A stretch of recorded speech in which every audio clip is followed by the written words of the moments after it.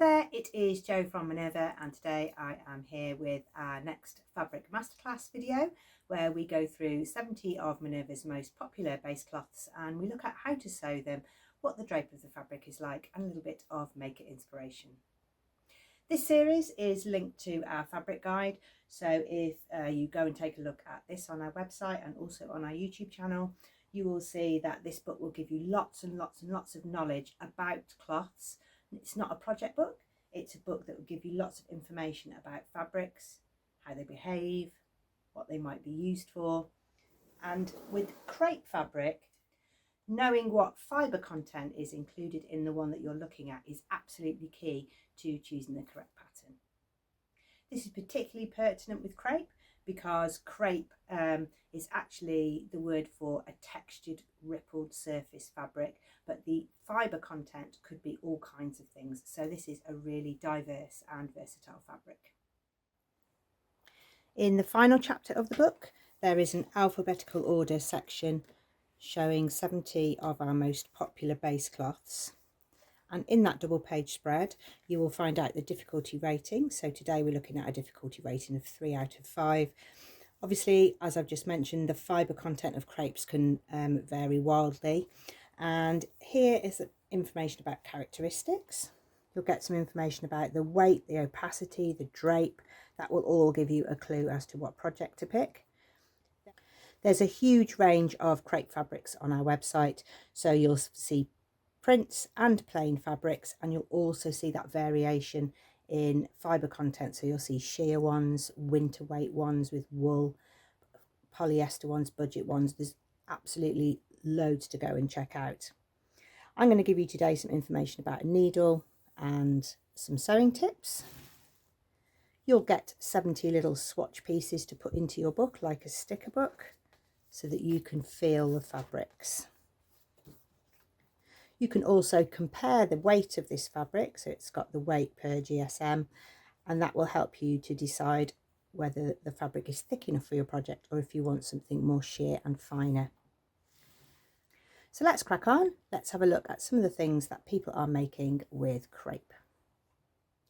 There are 3 top things to know about crepe. So one is crepe refers to the bubbly texture or the crinkle texture or the mottled texture. There's lots of different textures to crepe. That is what the word crepe means, and that's what it implies when you are choosing that fabric.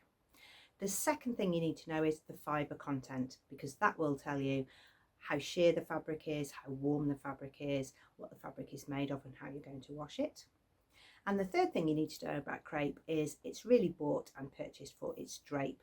So it's a slinky fabric. Even a wool one is heavy in drape and it's very, very fluid. So those are the kinds of projects that you'll be looking for. Today I am wearing a polyester crepe. This is a spotted one. This is one of my earliest blouses that I made from a vintage pattern. And the reason I chose crepe was because I wanted this Hepburn collar to roll over, and it's got little wingtip points at the back. It's really hard wearing. I wash it, I don't iron it, it doesn't crease when I sit down in it, and it's a really fluid blouse for gathers, collars, and a really draping, soft look. I have also chosen crepe in the past. This is called soft crepe. It's a really fine draping fabric. I've just got a few little pieces left to show you, and I've used it as a lining. So on this top is from Cashmerette. I've used a corded lace. I've got it sheer on the arms, but I've used the soft crepe as my lining. This is quite a subtle way of using it, but you could have it where you have a really bright fabric behind so that you get a pop of colour through the lace.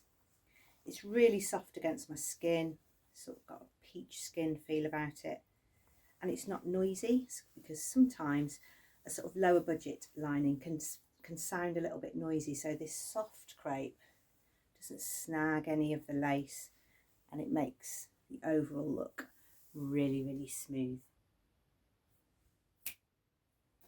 Here it's used again with lace, so this has a really open neck because it is an evening dress. This crepe has been chosen again to work behind the back of the lace, so it acts as a lining. This one has more of a bubble texture, which I'll show you in a minute, but I chose this because I have a really big skirt on this and I wanted soft pleats, so it's created those. It's got big pockets, but it's got a beautiful drape on the hem. So this crepe has been used for its skirt drape, but also for its bright and colour vibrancy that you get with crepe fabrics. This is the Savannah dress. It's the Minerva exclusive pattern. This is usually made in a stretch fabric, but I've adapted the pattern to use a woven fabric, and you can check out that hack video here. A few little changes you might need to make size wise. Did just change the shape of the shoulder. This is prestige crepe. Got an exposed zip on the back. Really great for workwear and office wear because it doesn't crease, so when I sit down I don't get lots and lots of crease lines. It's really light fabric. Let's take a look at the different types of crepe that you can get, because it does vary so wildly, and we're going to look at that texture that's on the surface of the fabric. This is the texture most commonly seen on crepe. It's because the fabric is made with a hard twist method, so the fabric has a really tight weave, and that's what gives it its opacity. This one is a polyester, so it doesn't crease. It does fray a little bit, so you'll be wanting to find a finishing technique that's best for you. Some fray more than others. This one is quite a medium weight, so it's not so bad. Other ones a little bit more. The tree bark one that I'm using today that has an elastane content, that one doesn't fray at all. So they all have different characteristics. Having shown you that texture of crepe, you can get a smooth crepe. So this is the soft crepe that you saw me wearing underneath the brown lace. So this one is really smooth. It's really light. There is no creasing, but a little bit more heavy on the fray. This fabric does make really great blouses and tops. You can see an example of it here utilised in a blouse make, where the billowing sleeves with the gathered edges really create great drama in quite a simple blouse, but the soft crepe really gives it that finishing soft look. At the higher price point end, you can check out Crepe de Chine. Those are crepes that are made of silk, so they're obviously going to be in the higher price bracket, but they do make beautiful blouses and shirts. The more skilled you are, the more you'll be able to put more features into your shirt. This one is highly skilled. There's cuffs. It really is a garment that would last for years and years and years. Wool crepe is another natural fibre crepe, so it has that little fine bubbly texture, and it's perfect for making office trousers. Classic trousers that are neither in fashion or out of fashion, they just last for years and years and make those basic wardrobe staples. Wool crepe can also be used to make full sets, so if you're looking for something special, maybe a wedding set, you can try a dress and jacket. You see the drape there of the jacket with the waterfall front edge. Vintage sewers love wool crepe because it feels so authentic, and here you can see it made into a beautiful dress. Wool crepe makes great winter dresses as well, but you might need to line it if you find wool itchy against your skin. Sometimes the crepe texture is really fine. So if we compare these, this one's much more bubbly and rippled. This has still got a texture, but much finer. And this is a superb fabric because this is a satin backed crepe. So you can tone these two fibre textures in one garment. You can see that here.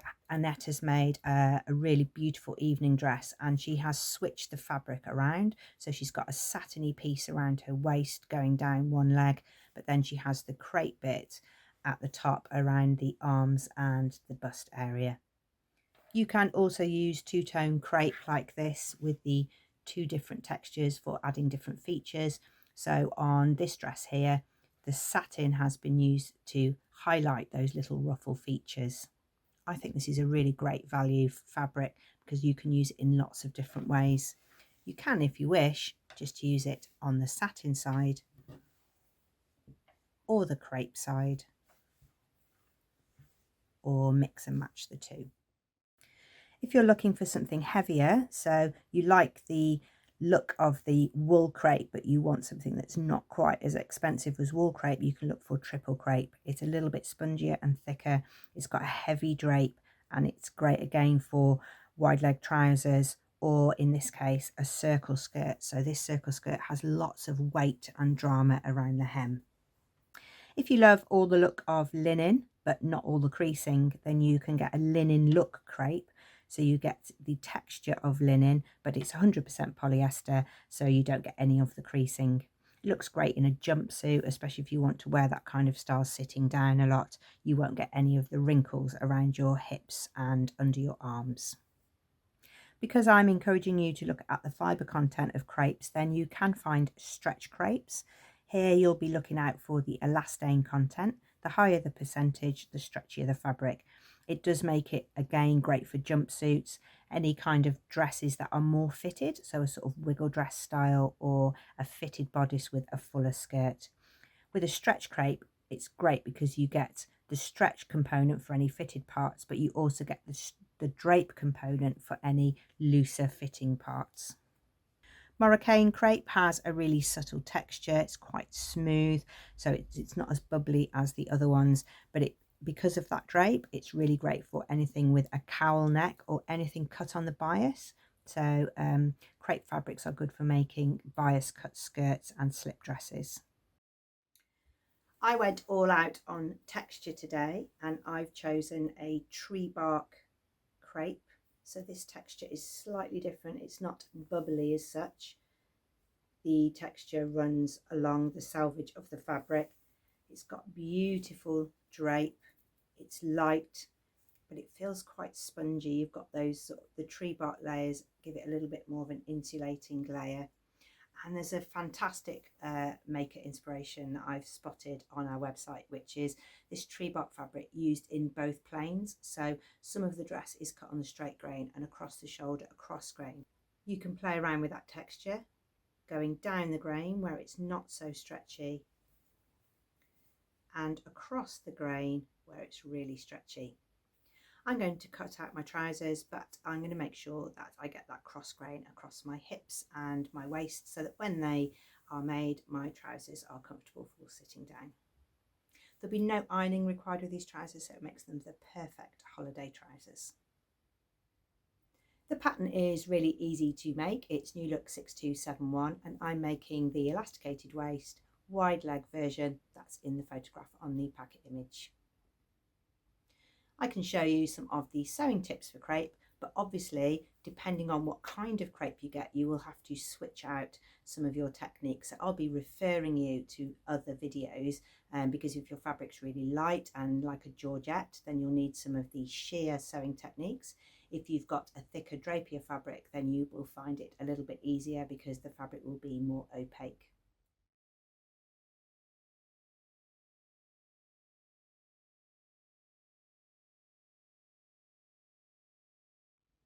Cutting crepe can be a little bit shifty depending on which one you've got. So if you have a really fine one, then you might need to use a layer of tissue paper underneath your fabric to stop it slipping around. You might also try cutting on a single layer. You might try using a rotary cutter so that you can make really clean cuts. And if you pin and cut with scissors, you might need to add more pins than usual in when you put your pattern piece onto the fabric. If you just put one pin in each corner, then you'll get that really shifty nature of the fabric. So pin well, and then you can cut well, and then your seams will go together really well. The sample sewing that I'm going to show you today is using a prestige crepe. I'm not going to show you all the variations for all the different types of crepe because I think it will be quite confusing, and I actually think crepe is a great fabric for beginners, so I don't want to make it too complex. If you're sewing something really light like a crepe de chine, then you'll need to refer to our video on chiffon or georgette, because they have all of those sheer sewing qualities and techniques. I'm using a polyester thread because I'm looking at that medium weight crepe and showing you some techniques for that. Obviously during my make I'm going to be using my crepe, a cousin to Pleece, but it's not as stretchy, so I'll be having a look at that as well. So these are the two crepes that I'm going to talk about today, but again it's all about those fibre content characteristics as to which techniques you choose. Depending on the weight of your fabric, you might need to change out for a sharps needle if your fabric is fine, or a brand new universal needle so that you've got a really good smart sharp tip. One of the issues you get sometimes with crepe is snagging. If one of your straight grain threads gets snagged or pulled, you will get little snags here running into your fabric, so you want to avoid that, and blunt needles will cause that. So make sure you've got a new sharp needle. You'll need to do a test piece. I always recommend that with all fabrics, and that will help you to iron out any errors or bad choices before you start cutting your garment. I'm going to use a new universal needle. I'm sewing with a straight stitch on stitch length 2.5. I'm just going to try my first row and see what happens. And you're looking for your seam to lie flat. If you're getting lots of puckering, especially on a lighter weight crepe, then you might want to turn your stitch tension down. The lower the number, the looser the threads, so you can avoid puckering. For this medium weight one, I'm fine on 4. To finish the edges, you can zigzag.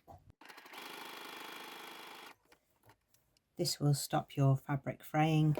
You can use an overcast stitch.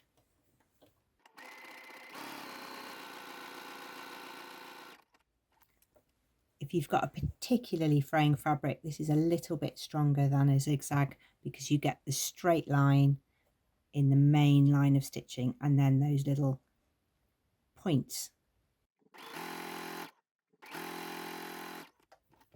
You might find that a straight line finish works. Again, it depends on how thick your fabric is. If this one, I think it's just created a little bit more of a spongy layer, so I would definitely use one of these ones that keeps the fabric flat. If you've got a lighter one, then that would work. Of course, you can always overlock your edges too. That stops it being too spongy and you just get the one layer. On my tree bark fabric, I'm going to do a test piece because I know it's going to behave differently on the straight grain and the cross grain just because of that amount of stretch. And there's mechanical stretch in there because of the texture and the 1% elastane. So I'm just going to try that as well. This time you can see I've got lots more wrinkling because this fabric is lighter than this fabric. So I'm going to do that tension change.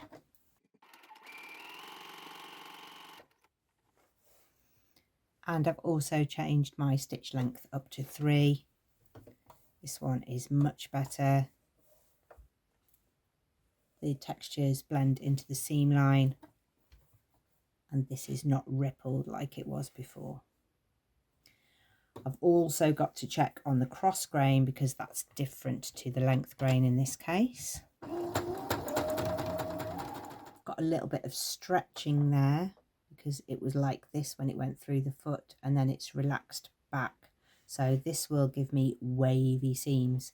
If you've got a really textured fabric and it's got a little bit of stretch or give, then you might want to try a walking foot. With a walking foot, I'm not getting the fabric stretching out. If I want this seam to remain stretchy, I could sew it with a narrow zigzag, and that would mean I could continue to use the stretch in the fabric. but I won't be needing that in my trousers. I want that to be stable so that I can make a casing for elastic around the top. Another thing to do if you've got a stretchy crepe or a crepe with a mechanical stretching like this is to actively push your fabric towards the foot.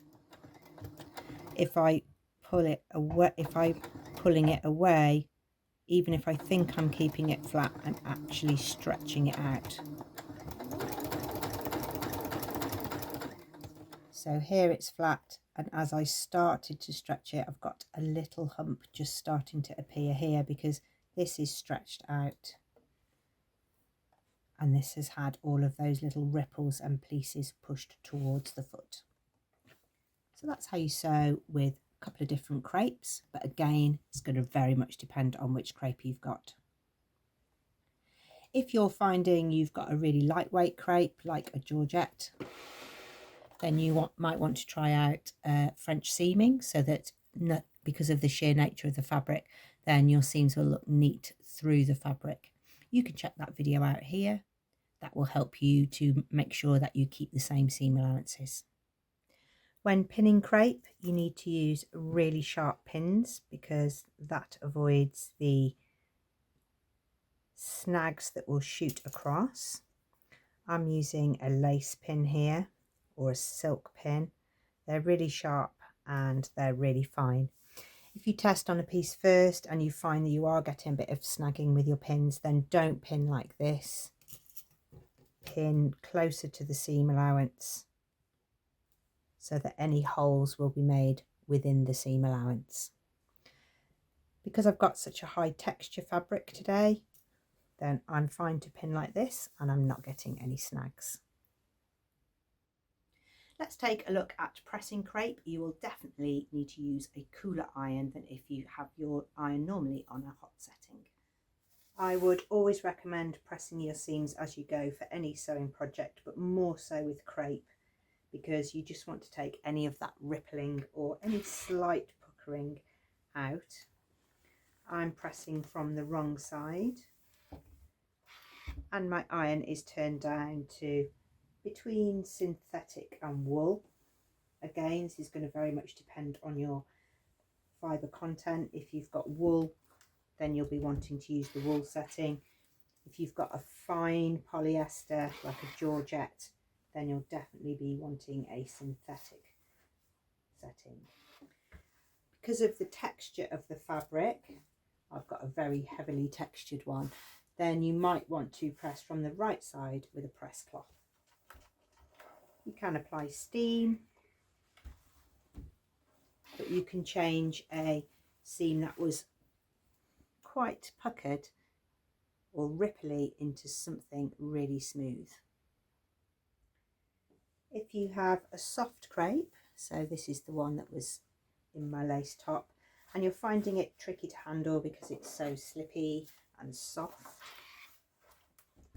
you can add a spray starch. This is a really great way to change the way your fabric behaves, especially if you have a fine detail like a collar, a button band, or somewhere that requires quite specific pressing, maybe for a particular seam allowance. It means the fabric is less stretchy, less slippy, and much more stable. This one has a little bit more stability than if I was trying to hem this one, which has completely collapsed.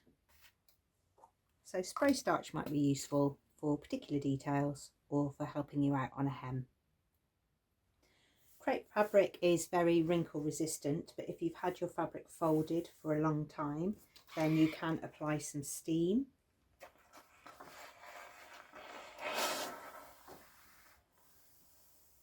And it reacts really well to steam pressing. If you're pressing pleats, you'll get a soft pleat. You won't necessarily get a really crisp pleat like you would with poplin. But again, you might need to add some steam just to help you set the fabric so that you can continue with the rest of your construction. Let's take a look at interfacing crepe, because you might need to do that in collar areas, button bands, cuffs and places like that. I've interfaced the back of where I'm going to put those buttonholes because I've got a stretch crepe and I don't want the buttonholes to stretch out. Another place you might choose to stabilise is along a zip edge. So if you have a lightweight crepe, sometimes the zip is heavier than the fabric, so you'll get lots of puckering around your zip and the weight of the zip will collapse the fabric in. So you might need to put 2 strips of interfacing down the sides of your zip opening so that you can get a really smooth zip. You might need to stabilise your fabric in other ways, so you could use a spray starch. That will help you if you've got a hem or a wrap dress and your front line, this one here, you have this stabilised because it says so on the pattern, but you're finding it really tricky to get that straight edge on the wrap dress. I made the Elodie wrap dress in a crepe fabric, and to help me get that straight line down the front so that I got that beautiful swish of the skirt, I used a spray starch. It washes out on your first wash of the garment, but it really helps your fabric handle much easier when you're trying to press, fold, tack and hem. For cutting buttonholes in crepe, I would definitely recommend a buttonhole cutter. It means you can make a really clean cut without over fraying the fabric, and if your fabric's quite a light version, then you don't want to cut right through your buttonhole either. You can use a seam ripper, but just give yourself the safety of pins at each end so that you don't overshoot the buttonhole. I normally show you how to unpick the fabric that I'm making it anything to do, and I normally do a little mock-up piece, but I've just realised I've put the interfacing and made the buttonholes on the waistband and I haven't sewn them the right way round, so I will need to unpick the 2 ends of my waistband and flip them the other way. So with crepe fabric, you want to avoid that snagging. So get yourself 1 stitch and then use that to slowly peel the fabric open, and you can take them out stitch by stitch.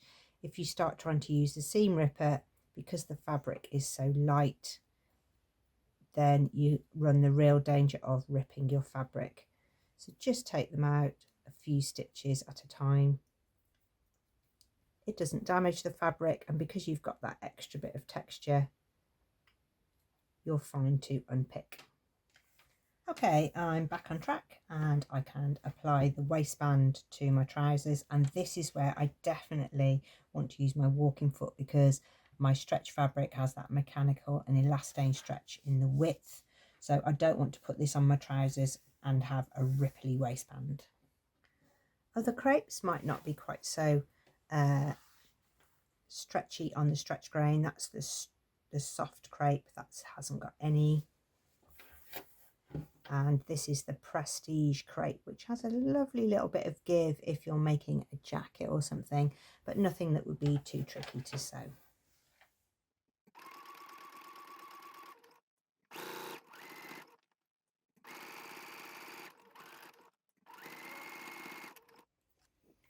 If you want to make thin straps or ties, then you can use the overlock method. So I've chained off a chain as long as my tie. This is for the waist. And because I want it to be really narrow, then I'm going to use the overlock chain to pull the tie right side out.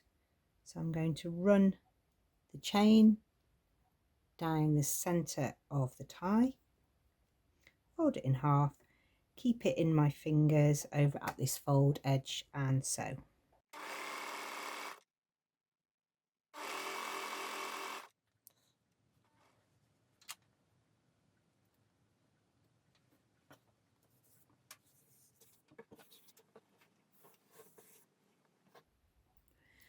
This is a great method for turning through crepe, especially if you've got a light one. like more of a georgette or a sheer fabric, because you can get a really small roly loop without snagging it with a loop turner. It makes spaghetti straps, roly loops, belt ties, all of those kinds of things. I use this method lots and lots and lots. This is now ready to go into my trousers. You can see here the effect of the gathers with crepe because it's got that beautiful drape. Then you can get really nice gathers. You can move them around because the fabric is slippy. And I'm going to put my belt tie inside. Let's check out a few hemming techniques. I've got a crinkly fabric today, so I've got to think especially how I'm going to hem the bottom of my trousers, and I want to have that really nice swing hem at the bottom.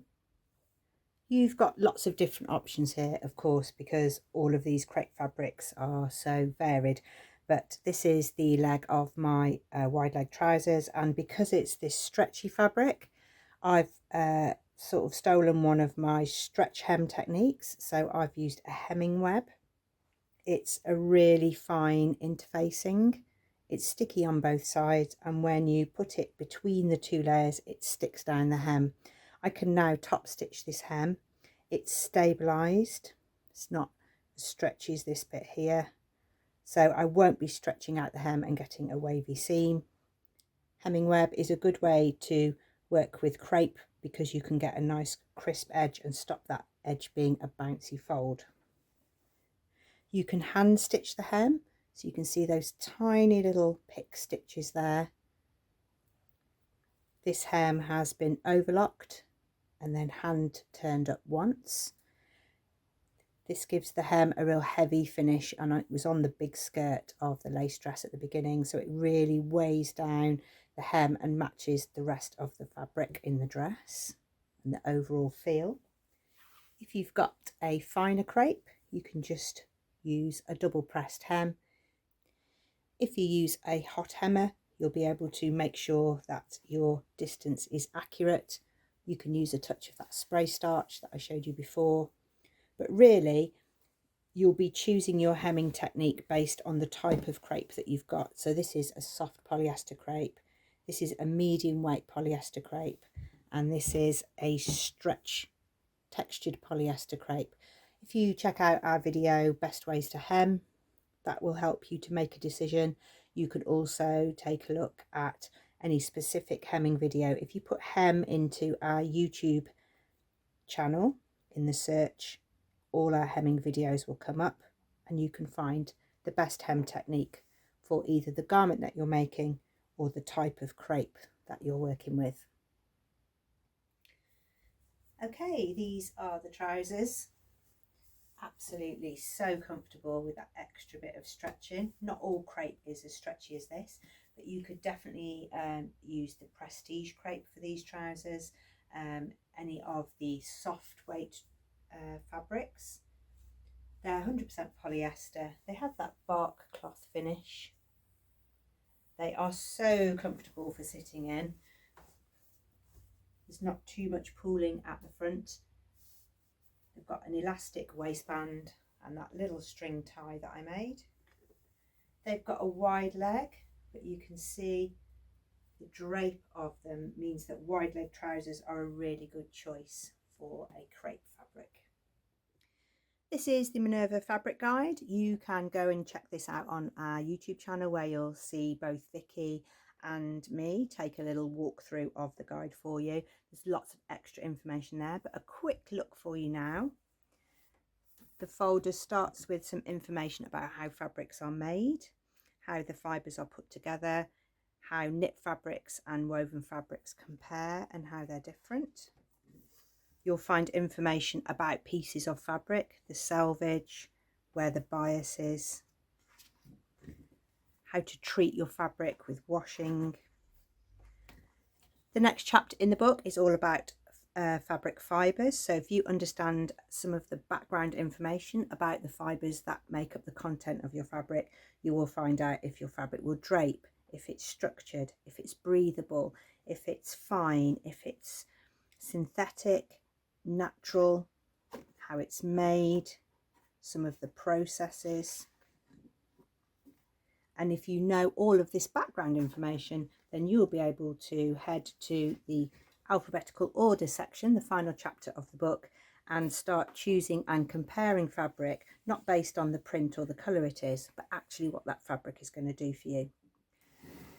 And you can also use the QR code. If you scan the QR code, it will filter all Bengaline fabrics to your search, so you don't have to look through thousands and thousands of fabrics that you don't want to explore. You can actually really compare the one that you're interested in, and then you can find out which is the most suitable for the pattern that you have chosen.